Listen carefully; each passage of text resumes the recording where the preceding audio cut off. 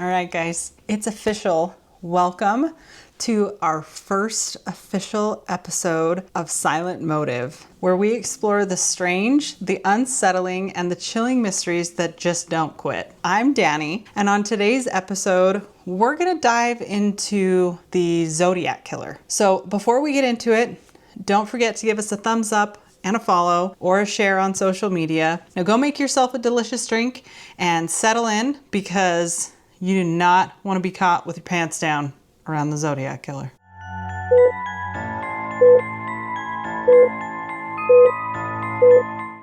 I'm kidding. It's going to be okay. Every case has two sides. The official story, which is documented, and then the real one that actually happened. Today, we're going to talk about the Zodiac Killer, who was running rampant in the late 1960s without any kind of punishment. He was controlling the narrative of his killing spree and basically playing puppet master with the media and the cops. Basically, dude was scaring the absolute shit out of all California residents, but primarily the San Francisco area. With 7 confirmed victims and 2 survivors, he was able to evade capture. We'll talk about the investigator's primary suspect, which was Arthur Lee Allen, and his life, and why it's likely that he is, or I guess was, the Zodiac Killer. Spoiler alert, he's dead.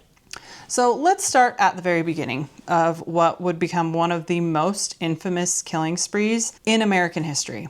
On December 20th, 1968, in Vallejo, California, 2 teenagers, 16-year-old Betty Lou Jensen and 17-year-old David Arthur Faraday, were going on their first date. Both teens were living in Benicia, I think that's how you say it, California, which is near Vallejo. It was reported that the two met at a church function a week prior, but it was love at first sight. Oh, young love. Betty Lou was able to convince her parents to let her go out with David. So David picked Betty Lou up after meeting her parents, and the two left. Now, they hadn't been totally honest about their plans for the night, so Betty's parents didn't know that she was going to a makeout spot for her first date, ever in her life. They were at a lover's lane type of place off Lake Herman Road when the Zodiac pulled up in his vehicle, parked near theirs, and shot them. Betty had tried to get away, but was shot 5 times in her back and was found 28 feet from the car. So she was fighting. She ended up dying face down in a pool of her own blood. David was shot once in the head. When police arrived, David was still breathing, but did die on his way to the hospital. So David was shot at such close range that there were powder burns from the blast of the gun on his ear. So that's like point blank. That's pretty close. The shooter used a .22 caliber gun and left the shell casings on the scene. Initially, it was thought to be gang violence, including drugs, but it was quickly discovered that that was not the case here. While this was a remote location, there were still quite a few people who drove by the scene that night. One in particular, James Owen, said he remembered seeing 2 cars parked at the scene. Now, James was interviewed once, but then he was interviewed a second time by police, and that was on December 24th. And he remembered seeing a station wagon, as well as another vehicle that was parked close by. After driving past maybe a quarter of a mile, he thought he heard a gunshot. I mean, it's kind of hard to know. Now, Stella Borges, she was the next witness to come in contact with the scene. Stella saw the bodies on the ground and went to find a police officer. Stella ended up flagging down Captain Daniel Pita and Officer William Warner, only about 5 minutes away from the scene. Like, this place was remote, yes, but not that remote. If that many people saw the victim's car and the suspect's car, and there was police officers within 5 minutes of the crime scene happening, and police got there when David was still breathing. So, kind of crazy. The murder of Betty Lou Jensen and David Faraday shook the small community, but investigators had really no idea that this was just the beginning. Less than a year later, the killer returned, this time on the 4th of July, 1969. 22-year-old Darlene Elizabeth Farron and 19-year-old Michael Mageau were spending time together at Blue Rock Spring Park. Darlene was a mother and a popular waitress, and that's actually how she met Michael. The two were parked, watching fireworks, enjoying the holiday, and Darlene actually wanted to have a more serious conversation with Michael, but they kept getting interrupted by kids lighting off firecrackers near them. Anyway, a vehicle parked behind them and shut its lights off. The vehicle leaves, but then returns about 10 minutes later. So the two think, well, it's probably a police officer, so they roll their windows down. Michael goes to pull his wallet out of his pocket to get his driver's license to give to the officer. The two are thinking maybe they can't be parked there or something. A male approaches the vehicle on the passenger side with a flashlight pointed in their faces. The dude was also pointing a gun at them and shot them both multiple times. Then dude decides he's just gonna leave. He gets back in his car and drives off. Later, the shooter had the nerve to call Vallejo PD at 12:40 a.m. from a payphone only a short distance from the actual police station and says, I want to report a murder. If you go 1 mile east on Columbus Parkway, you will find kids in a brown car. They were shot with a 9mm Luger. I also killed those kids last year. Goodbye. Ultimately, Michael was shot 4 times in his face, shoulder, and leg. Darlene was shot 9 times and died on her way to the hospital. Michael was actually able to provide a description of the shooter, and that description was a white male, 26 to 30 years old, stocky build, 5'8" or 5'9", with short brown hair. As investigators were scrambling for leads, the killer decided he wanted the spotlight. Just a few weeks later, on July 31st, 1969, his first letters arrived at the San Francisco Chronicles, the Vallejo Times-Herald, and the San Francisco Examiner. Now I'm going to summarize the letter just so this doesn't go on forever. But in the letter, he states that he's the killer from the December shooting on Lake Herman Road, and he's also the shooter of the woman who died on July 4th. In the letter, he provides details only the killer and police knew.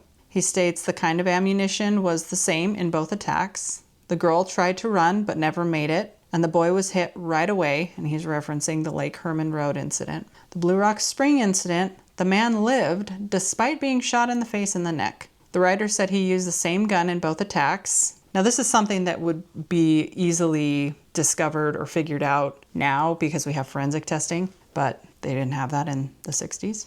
He also provides part of his cipher, aka his secret code, to the San Francisco Chronicles and says the other 2 papers have the other coordinating parts to help decode the cipher. He said that if you print the cipher on the front page, then you'll learn who he is. And if they didn't, then he would spend the weekend hunting for more victims. So in comes Don and Betty, old Don and Betty Hardin, who decipher the Zodiac's code, which was also referred to as the 408 cipher, in like 20 hours after it was published or posted or whatever. So Dawn was just a school teacher and Betty was just a simple homemaker. Basically what they did is they looked for symbols that were the same next to each other in the sequence, such as like 2 L's in the word kill, and then they kind of worked backwards. I'm not a code person, so this was really impressive to me. The summary of the cipher said, I enjoy killing because it excites me more than hunting wildlife. People are the most dangerous kind of game, and taking lives gives him an incredible rush. When he dies, he'll be reborn in paradise, and the people he has killed will serve him as slaves. He literally said in this cipher that he will not give his name because then he'll be stopped too soon and he won't collect enough slaves. Even though his letter said that if you publish the cipher, we would figure out who he was. What a fucking asshole. Now, initially, police believed the cipher was fake and told the writer to send in more. So, ask and you shall receive. Lo and behold, a second letter gets sent. Shocking. The writer says, basically, here you go, I'm the shooter. The car at Blue Rock Springs had the keys still in it, and the engine was still running when I pieced out. The boy was bleeding from his face and sitting up, and the girl, she was slumped over the car door. He basically says, look, motherfuckers, I'm not lying to you. You have seen the wound. The details match. Y'all know I'm not playing around. He goes on to say more of the same things from the 408 cipher about enjoying killing and people being the most dangerous game. At the end, he says, don't forget about me. I'm sure that the whole entire world that was affected by this was like, don't worry. You're kind of making it hard to forget about you because you're basically an asshole. The letters gave police a glimpse into the mind of a man who craved attention. But words wouldn't be enough for long. On September 27th, 1969, the Zodiac struck again. This time in broad motherfucking daylight at Lake Berryessa in Napa County, California. Just middle of the motherfucking day. Just middle of the day. 22-year-old Cecilia Shepard and 20-year-old Brian Hartnell were enjoying a nice fall day at the lake. I do love me a good fall day. Brian did survive this attack. Why are all the men surviving? It's interesting. I digress. Brian did survive the attack and did provide what information he could about the man and the attack. Brian said that he was laying on his back and Cecilia was laying on her stomach. Brian heard some leaves rustling behind them and asked her what it was. Initially, Cecilia said it was a man, but he stepped behind a tree. Brian made the comment, well, maybe he had to take a leak and go to the bathroom. My question here, and maybe it's trauma response, who knows, I don't know. But why didn't she mention his mask that he had on? He has this full-blown mask on. That was confusing. Like I said, trauma affects people weird, so maybe we'll just chalk it up to that. Brian told Cecilia to keep an eye out, and the next thing they knew, she said, "Oh my God, he's got a gun." So Brian ends up trying to level with this dude by saying that he's studied the criminal mind and tries to offer him some help. Brian said that the dude told him that he had just broken out of Mountain Lodge Prison in Montana and he had to kill a guard. Brian presses the man and was trying to probably buy some time, but also appeal to like his human brain. Brian said the dude made some comment about Brian not trying to play hero and don't get any ideas, don't try and grab the gun. Brian told officers that he never thought that the gun was loaded, but why chance it? I don't. All guns are always loaded. That's one thing that I've learned in this job. All guns are always loaded. Firearm safety 101. Anyway, he thinks the gun's not loaded. So he describes the man. Now this is where I'm confused, but whatever. He describes that this man is wearing a black executioner's mask with little eye hole slits with glasses over top of them. Now the mask is like a bib, chest piece situation with the Zodiac symbol on it, on the chest piece. You know, the circle with the crosshairs. Brian said the dude told Cecilia to tie Brian up. So Brian, thinking, I don't know how anyone could even think this kind of stuff in this kind of situation. So Brian makes it look like the knots are tight, like he's tied up too tight. He must have done something like whatever. He makes it look like they're really, really tight, but they weren't. So Brian whispers to Cecilia that he thought that he could probably get the gun, but he could just tell by her reaction that she was not down for that. Like, do not do it, not here for it, don't. So he figured that since more than just his life was at stake, he wouldn't try and get the gun. So dude ends up tying Cecilia up very tight and instructs them to lay down. Brian basically protests this and tells the dude, like, we could be out here all freaking night, man. We could freeze to death. I mean, it's middle fall. Brian said this made him mad, made the man mad, and then he yelled at them to get down right then. Brian said he thought he saw the knife, and then next thing he knows was, and this is a quote from the police report, "Chomp, chomp, chomp, chomp." Like, that just kind of gives me the heebie-jeebies. Like, can you imagine hearing yourself get stabbed and then hearing your friend also being stabbed? Like, no, thank you. Nope, bye guys.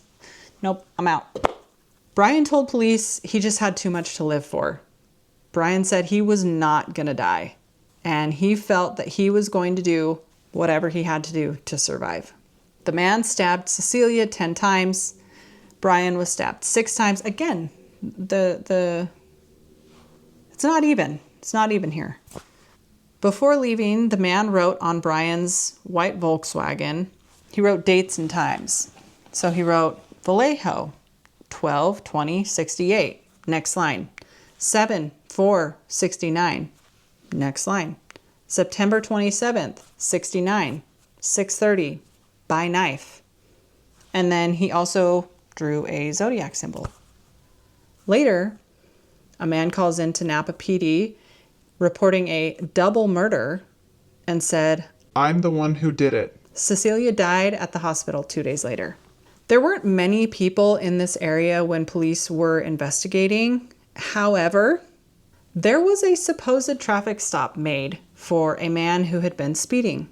It's rumored that that man was Arthur Lee Allen, and he was the one that was pulled over in this traffic stop. Now, during the course of this traffic stop, the officer noticed that there were bloody knives in the car. When they asked him, excuse me, sir, why do you have bloody knives in your car? He said, oh, God, you know what? Just got done killing a chicken. Just killing a chicken on this beautiful fall day. So I'm not saying that this is or isn't true, but if an officer did do a traffic stop and they didn't follow up a little bit more about some Bloody motherfucking knives? it would have been pretty easy to get rid of that citation, whatever ticket, due to just shady work, especially in 1969. You know, they were not doing their citations on computers. There's no, hell, this guy could have maybe not even called out on his traffic stop into dispatch. This information was provided by Robert Graysmith. He was a reporter with the San Francisco Chronicles, but he stated that he got this from an undisclosed police source. So it hasn't been confirmed, but that doesn't mean that it didn't happen. Why else would this have been out there? But we'll talk a little bit more about Mr. Allen later. So let's get back to the final confirmed Zodiac incident. October 11th, 1969, San Francisco, California. Paul Stein. He was a student, he was a husband, and he was a cab driver who was looking to just wrap up his night.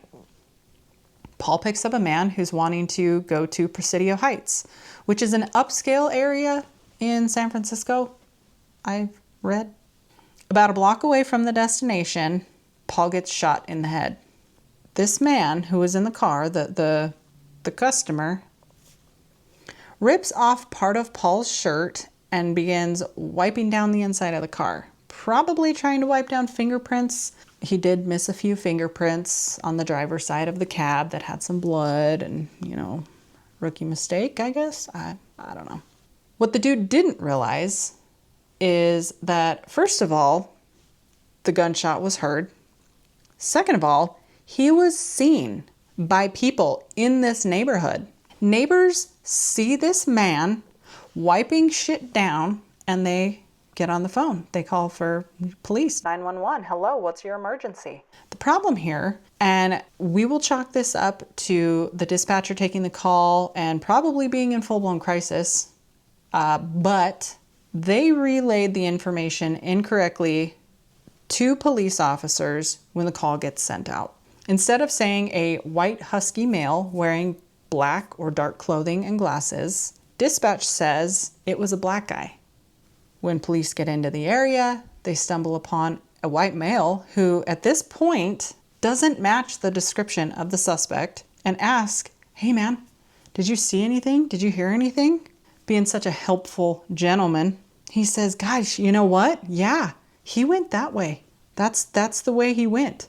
And I'm going to go that way to the park because the killer man is that way. And I don't want to get killed. Okay. It's not until the man who went to the park that they were talking to is long motherfucking gone that they get a correct description of the man. So they get the updated description of white male, dark clothing, glasses, kind of husky dude. And they realize, oh shit, that man that we talked to was probably our guy. Whoops. Whoops. The Zodiac later claims in his 7-page letter to the San Francisco Chronicles on November 9th, 1969, that... Hey, guess what? I was the witness that your police officers spoke to when they were canvassing the area. Whoops. This incident was initially presumed to be a robbery gone wrong until they received that letter. So October 13th, 1969, San Francisco Chronicles receives a letter containing a ripped part of Paul's shirt. Cab driver. The letter started out with, I am the murderer of the taxi driver. The rest of the letter said they need to publish what he writes, and if they didn't, he would go on a rampage, and he threatens that he's going to go after kids and buses, and shit's going to get wild. Obviously, this scares the shit out of people, and police start following school buses and kids to school to ensure that they're not going to be targeted. November 8th. 1969. The Chronicles hears from the Zodiac again, but it's in the form of like a greeting card. They were mailed another piece of Paul's shirt, and the card that he sent, they've categorized it as dripping pen, the dripping pen card, that had a pre-printed message on it saying, sorry I haven't written, but I washed my pen. I hate when I wash my pens. It's the worst. It's not a funny card. There was a 340-character cipher that wasn't solved, actually, until 5 years ago in 2020. So 51 years later, the cipher read, I hope you're having lots of fun in trying to catch me. Nope. No one's having any fun, bro. No one. No one's having fun. None. None fun is being had. But he's clearly enjoying this cat and mouse game that he is 100% in control of. Nowadays, this would not fly. So December 20th, 1969, another letter is sent, but this time it's sent to an attorney, Melvin Belly, pleading. He's pleading for help because he can't remain in control for much longer. I'm not sure what he thinks is in control, but homie, this ain't it. This ain't it. What you've been doing ain't it. So you gotta reevaluate a little bit. Now, the murder of Paul Stine left San Francisco terrified, but the Zodiac didn't stop with just murder. A few months later, March 22nd, 1970, 22-year-old Kathleen Jones and her baby left San Bernardino to visit her mother up north. Kathleen was about 7 months pregnant at the time, and as she was driving through the Modesto area, which is a shithole, sorry, not sorry, when someone pulls up next to her and appeared to be doing one of these numbers, oh, hey, pull over, you gotta pull over. This person, a man, tells Kathleen, hey, your back wheel is loose. Let me help you out. I'm gonna help you out. He did not do that. He did not help. He actually did the opposite of help. He loosened her lug nuts and her whole ass wheel just fell off as she tried to drive away. Just bye wheel. Like, okay, bye. Then this knight in shitty armor offers to give her a ride. And as she gets into his car, he made some shady ass threats to harm her kid. Kathleen was able to grab her daughter and jump from the car. Luckily, another person, an actual good person, drove Kathleen to the police station where she identified the piece of shit from the Zodiac sketch. A few months later after this, Zodiac mentions a rather interesting ride in a letter with a woman and her child. And this incident doesn't seem to be a confirmed Zodiac incident, but it is pretty possible. Frankly, I don't know how she got into another car with another man after that whole situation, because I would have been terrified, and I'm a badass. I'm kidding. So after Kathleen's terrifying ordeal, the Zodiac returns to his favorite weapon, which are his words. Between April 20th and July 26th, 1970, 5 more letters and ciphers are sent by the Zodiac to the San Francisco Chronicles. The first one on April 20th was a 13-symbol cipher with a diagram of a bomb designed for a school bus to kill children. Yep, that's what you want to hear. That's great. Coincidentally, there had been a recent bombing at a police station that actually killed an officer, but the Zodiac denied that it was him. I'm surprised he didn't just take credit for it, but whatever. Another greeting card gets sent on April 28th where he was demanding that his bomb threats get published. And this time, he wants people in the Bay Area to wear little Zodiac buttons, you know, with the symbol, the circle, the crosshairs. Next letter, on June 26th, was a map of the San Francisco area with a mark on the peak of Mount Diablo with yet another code to locate where the Zodiac supposedly put a bomb. He also said he'd killed again, but didn't give any details. So I find it hard to believe that he did kill again just because this guy loved to claim all of his killings. July 24th, Zodiac complained about the lack of people wearing Zodiac buttons. Oh, so sad. That's so sad for him. No, it's not. It's not sad. July 26th, the Zodiac sent a 5-page letter saying he tortured his victims and quoted a phrase from The Mikado, which was a musical from the late 1800s. Now, no one hears anything, or rather makes any kind of progress in figuring out this nightmare until another letter gets sent. This time, the letter went to the Albany Times-Union in August of 1973. So, East Coast. It basically said he isn't dead and he's not in the hospital, but he plans on killing her. Later, it's suspected that the cipher read Connie Henley. We'll kind of give some information there. But this was supposed to happen on August 10th at 5 p.m. at the Albany Medical Center. That's what he said was going to happen. So it's safe to say that with these murders happening more than 55 years ago, that it's likely that the Zodiac Killer is either dead or on his deathbed. But how was this person never caught? It's crazy. Like 7 victims, 2 survivors. That's just wild.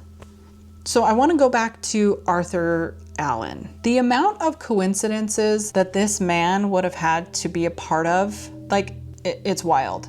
He was literally picked out of a lineup by Michael, the survivor from the Blue Rock Spring incident in 1991, almost immediately, and said, that's him. And I've done a handful of lineups. I haven't done a ton of them, and who knows how they did them back in the day, in the 70s or the 90s, I guess. This was in the 90s. But I would assume that it's probably pretty similar to now, where we get a pack of 6 pictures and we flip them over, and the person who's the victim of the crime or the witness looks at all of them and they either say it's this person or I don't see the person. And I don't understand how somebody could immediately pick somebody out of a lineup and that doesn't count for anything. That's crazy. That's crazy. Anyway, I digress. Now, Allen lived in Vallejo, California. He had applied to be a police officer with Vallejo PD, but was rejected. Allen joined the Navy in 1957, then moved to Atascadero, California in the early 60s. Allen became a fucking school teacher where he ended up grooming many kids as well as their families. Most people described Allen as a big dude, but he was charming and he was very nice. There's actually a Netflix show called This is the Zodiac Speaking, where a handful of his students actually speak about Allen. They talk about how he would teach coding during class and how he would play this really creepy music during class or recess.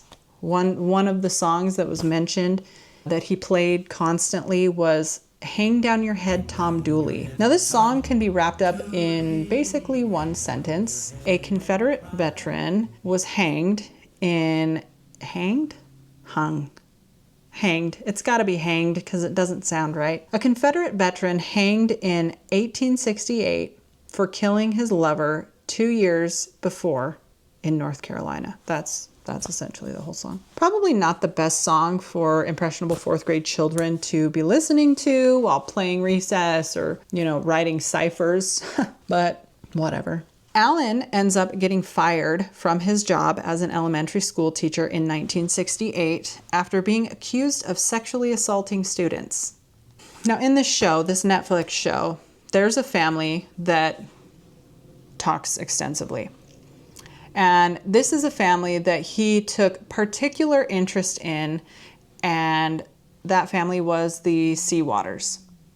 The primary children that speak out in this documentary are Dawn, Connie, and David. These three speak out extensively in this show and describe how Alan groomed the absolute hell out of them and their mother. And that's typical predatory behavior. Alan knew that Connie had been assaulted by her biological father, and he also knew that her father wasn't in the home. Alan started out by offering to take the kids out for drives, which Phyllis, the mother, allowed. She had like 6 kids, so she was probably overwhelmed AF and did not mind having a few of them taken off of her hands for a while. Plus, this was also back when people trusted people, but moral of the story, just don't ever trust anybody ever, like ever in the history of anything ever. Never. Just don't ever trust them. I'm kidding. You can trust some people, but just usually don't. Connie was clearly Alan's favorite student when she was in his class, but she was also his favorite outside of class. Which is a red flag. He would take all 3, so Dawn, Connie, and David, he would take all 3 on adventures, and unfortunately, no one thought anything of it. It was later discovered that Alan managed to take these children to the sites of the Zodiac murders. Again, a coincidence? I find it hard to believe. In my job, we actually call that a clue, but what do I know? Later in Alan's life, he made a confession to David. Maybe they were like a deathbed confession type of a thing. I don't know. But he told David that he drugged them and would go on trips, and that he sexually assaulted Connie. Yikes. David asked Connie if she remembered any of that, and thankfully for her, she said she didn't. But all 3 of the Seawater siblings had periods that they couldn't remember, or were rather blackouts. Unfortunately, Phyllis, mom, she was dead set on standing up for and protecting Alan. Alan was interviewed by Vallejo PD and said, yeah, I was in the area of Lake Berryessa, that incident on September 27th. Alan told police he was scuba diving, which is something that Alan did frequently. Before the Berryessa incident, multiple people saw a suspicious dude walking around. He was described as being a heavy-set man, and a sketch was done. The description that these people near the lake that day provided matched Cecilia and Brian's description as well. Connie also spoke about how they would help Alan make his scuba suits, and Connie describes that the masks that they would make for his scuba suits out of neoprene would be exactly like that one that was described in the Lake Berryessa attack. It's not a coincidence. You can't tell me otherwise. So Alan was lucky enough. He got the opportunity to submit to a few search warrants. It's not really known what exactly those warrants were for, because they aren't public record for some reason. But a few items of interest that were found and are listed were a Royal typewriter, which is suspected to be very similar to the one that the Zodiac used. But I mean, I'm pretty sure that everyone probably had typewriters back then, so it's not necessarily too helpful. Alan was seen wearing a Zodiac brand watch that had the symbol the Zodiac used, the one with the circle with the crosshairs. Alan was seen wearing a Zodiac brand watch that had the symbol the Zodiac used of the circle with the crosshairs, which was also found during one of these warrants, as well as many firearms and, oh yeah, bombs. I'm sorry if you can hear my dogs barking. I apologize on their behalf. They are acting the fool. They're just mad. Anyway, so yes, there's bombs. But the primary thing in my brain is that he was picked out of a fucking lineup. I know I keep coming back to that, but that just, I'm really struggling with that one. And also the questions that I have, why wasn't a sketch done of Michael's description of the shooter? Like, we have this sketch that we've all seen, you know, with the glasses and the hair and the slender face and the pointy kind of chin. But where's Michael's sketch of his description of the shooter? His description was very, very similar to what Alan looked like, whatever. Alan would have been about 35 years old when this took place. Alan wore a size 10.5 shoe, which is the same size of a footprint that was actually found at one of the scenes. I realize that isn't the icing on the cake, but also during another search warrant, the same type of wing walker shoes were located in his home. These boots had a print that was found at the Lake Berryessa crime scene. Now, Alan's friend, Donald Cheney, reported in 1971 to Manhattan Beach Police Department that Alan had told him that he wanted to kill people. He said he would use the name Zodiac and he would use a flashlight in conjunction with a gun at night. Donald reported this conversation happened before January 1st, 1969. So all in the time frame of these confirmed incidents. Alan was brought in again, but obviously nothing came from that interview. Who knows? Maybe old Don just wanted to be relevant at the time. I don't know. So after the Albany letter in 1973, there was nothing else. What happened in 1974, you might ask, that kind of is important and correlates with this? Just Alan being fucking arrested for grooming and sexually assaulting a 9-year-old. Just, not like that was already happening back at the elementary school and the families and the seawater children. It's fine. It's not fine. Alan pled guilty, and for some reason, back in the 70s, the answer was to put these monsters into a hospital. So that's where Alan went. He went to Atascadero State Hospital for evaluation and treatment. He was released in 1977 and received a suspended prison sentence and was placed on a 5-year felony probation, which he completed in 1982. So basically, he finished his little stay in the hospital, and they said, as long as you're a good boy, we won't make you go to prison, and we're going to put you on probation and kind of supervise you just a little bit, but not too much, because that's how probation works. And so he really got a hell of a deal. Now, the whole time that he was in this state hospital, he had correspondence with Phyllis Seawater. After her death, her children found a box that she had mentioned that would explain everything. The box that they found had tons and tons of letters from Alan. There was also this really weird VHS. I know a lot of you probably don't know what a VHS is, but Google it. That Alan had made for Phyllis that is just so random and weird, but it's a compilation of things that are tying him to being the Zodiac. Again, there's just so many coincidences that make me think that there couldn't be anybody else. But recently, within the last year, some guy on TikTok, and I'm not on TikTok, said that his grandpa, Richard Hoffman, was the Zodiac. Now, with how many people out there have spent countless hours researching this case, they have managed to rule him out. Hoffman, one of the biggest things that I read about Hoffman, he was a police officer, and he was like literally in the ambulance with one of the victims from the Blue Rock Spring incident when the phone call was made to the police. So that right there kind of tells me that it's not possible that it's him. That doesn't make sense. And this was in the 60s when there were no cell phones. Hoffman died in 2021, but from the posts that this grandson keeps making, he alleges that he was an abusive person, and he fully believes that his grandpa was the Zodiac Killer.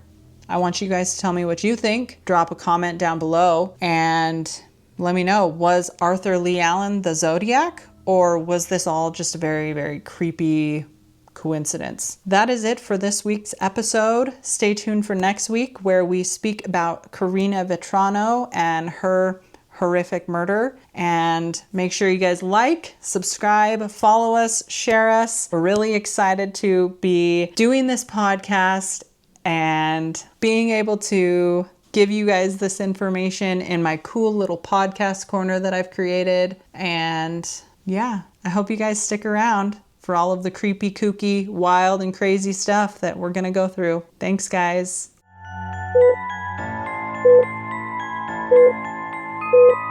Thank you.